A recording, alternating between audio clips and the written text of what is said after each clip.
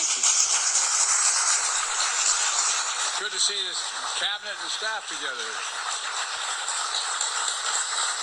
Thank you.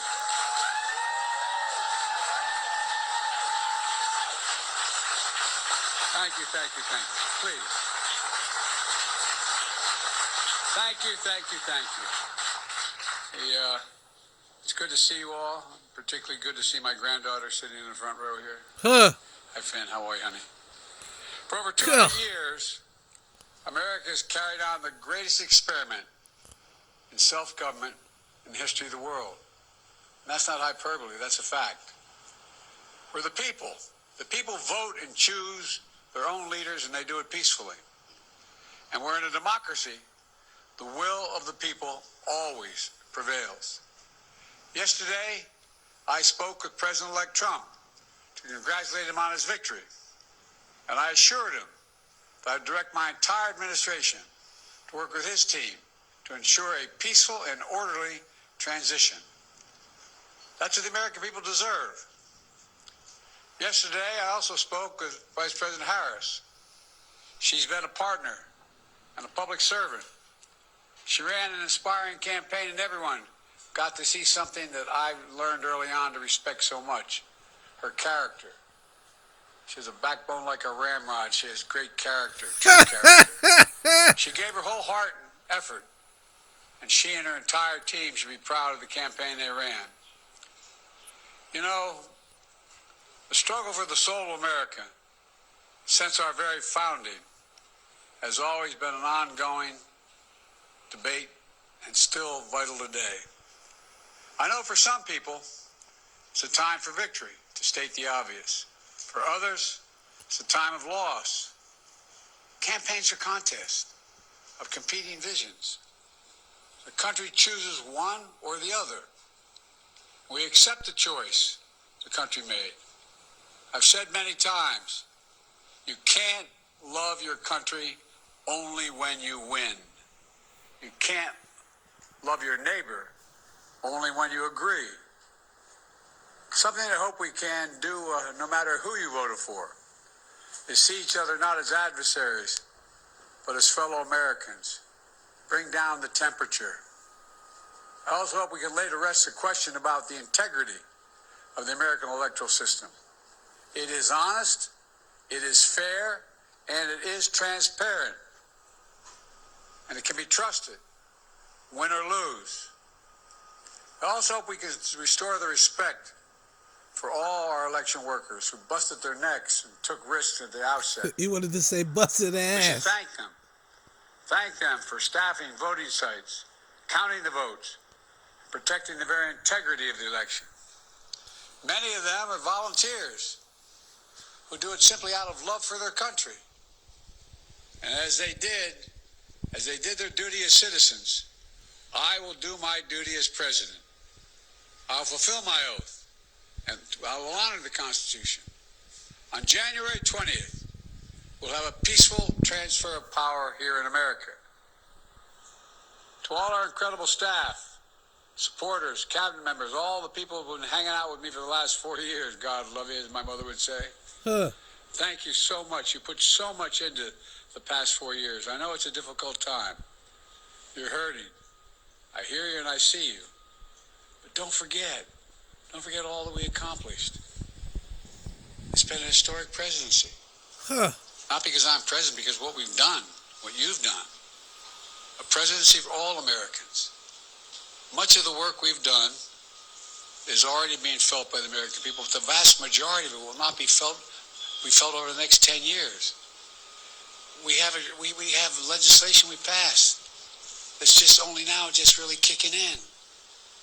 We're going to see over $1 trillion worth of infrastructure work done, changing people's lives in rural communities and communities that are in real difficulty, because it takes time to get it done.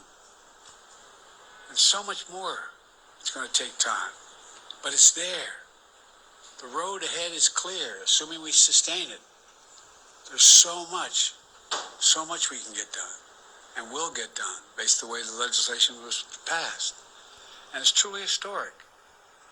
You know, we're leaving behind the strongest economy in the world. I know people are still hurting, but things are changing rapidly. Together, we've changed America for the better. Now we have 74 days to finish the term, our term. Let's make every day count. That's the responsibility we have to the American people. Look, folks, you all know it in your lives. Setbacks are unavoidable, but giving up is unforgivable. Setbacks are unavoidable, but giving up is unforgivable. We all get knocked down. But the measure of our character, as my dad would say, is how quickly we get back up. Remember, a defeat does not mean we are defeated. We lost this battle. What does it mean then? America, your dreams, is calling for you to get back up. I mean, that's the story of America for over 240 years and counting. That's about the same age as you, not Joe. just some of us. The American experiment endures. We're going to be okay, but we need to stay engaged. We need to keep going. And above all, we need to keep the faith. I'm so proud to have worked with all of you. I really mean it. I sincerely mean it. God bless you all. God bless America. And may God protect our troops. Thank you, thank you, thank you.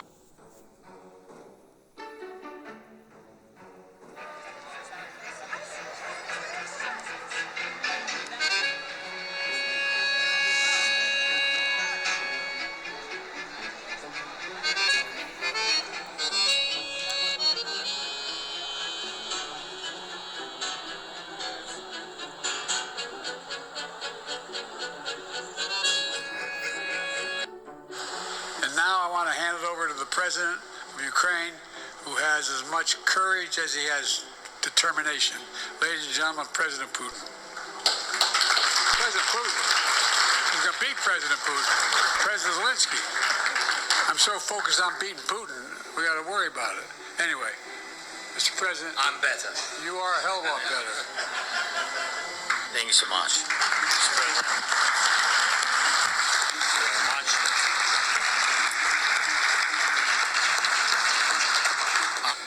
I wouldn't have picked Vice President Trump to be Vice President, but I think she was not qualified to be President. So let's start there. We got to just remember who the hell we are. We're the United States of America. By the way, I'm proud to be, as I said, the first Vice President, first black woman, served with a black president. I'm proud to the first black woman in the Supreme Court. There's just so much that we can do. Listen, but guess what? They want to, the guy we're running against, what's his name? Donald Dump or Donald, whatever. What I'm going to do is fix the tax system. For example, we have 1,000 trillionaires in America. Billionaires in America. And what's happening? They're in a situation where they, in fact, pay 8.2% in taxes. If they just paid 24%, 25%, either one of those numbers, they'd raise $500 million, billion dollars, I should say, in a 10-year period, making sure that we're able to make every single solitary person eligible for what I've been able to do with the with the COVID, with dealing with everything we have to do with. Look, if we finally beat Medicare. Thank you, President Biden. President Trump?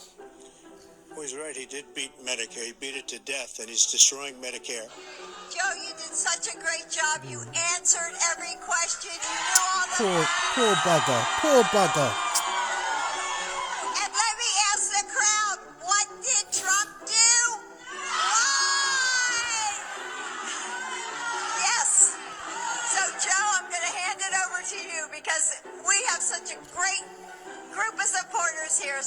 Thank you all for coming. Thank you, thank you, thank you, thank you, thank you. You've been here the whole time. I see it. I see that patch there.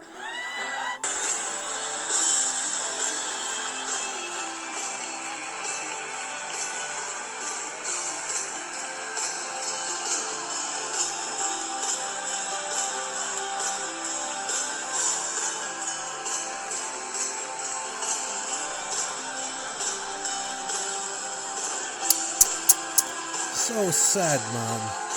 The man is shell shocked. Can't even walk properly.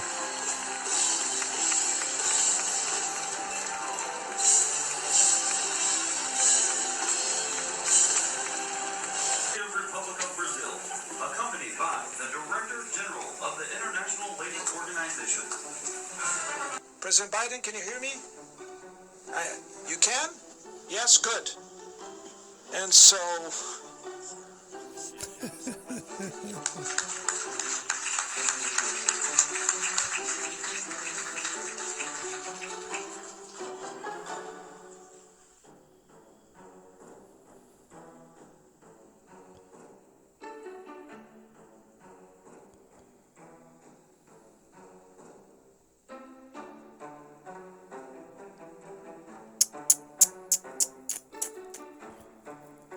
Poor bugger.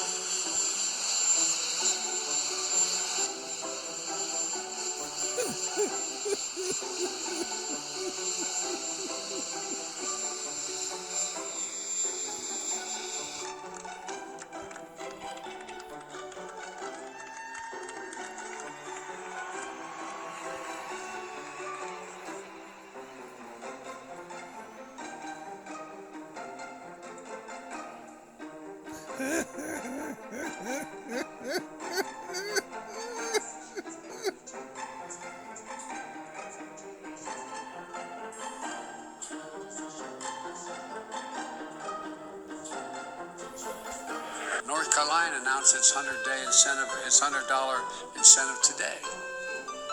Places that have offered the $100,000, $100. That'd be really good. I'd go back and get vaccinated 3 times. But all kidding aside, offered the $100 to get vaccination have seen an uptick of 25% on daily vaccination rates. I caught part of President Putin's press conference. And he talked about the need for us to be able to have some kind of modus operandi where we dealt with making sure the Arctic was, in fact, a free zone. So-called Great Recession. The president asked me to be in charge of managing that piece. Then President Trump. Excuse me, Freudian slip. That was the last president. He caused, anyway, that was President Obama when I was vice president. There is some movement, and I don't want to, well, maybe choose my words. I'm 40 years old. From the opposition, but yes, I'm sorry, from Hamas at the meeting. If you don't have a game plan, he may have a game plan. He just hasn't shared it with me. But I tell you what, I don't know about you, but I'm going to go to bed. President Joe Biden will soon say goodbye to the White House. Here's a look at some viral moments that marked his time as head of state. Biden's presidency involved a lot of falls, and not just political ones. In campaign speeches, Biden made some nasty remarks about Republicans and Donald Trump. They're good, decent, honorable people. The only garbage I see floating out there is his supporters. I'm serious. These are the kind of guys you like to smack in the ass. Or confusing names of world leaders. As you know, initially, the president of Mexico, Sisi, did not want to open up the gate to allow humanitarian material to get in. And now I want to hand it over to the president of Ukraine, who has as much courage as he has determination. Ladies and gentlemen, President Putin. Biden couldn't seem to resist playfully biting babies, which creeped a lot of people out.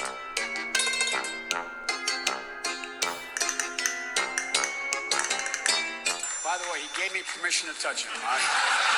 Biden was accused by multiple women of inappropriately touching them, to which he apologized, saying it was unintentional.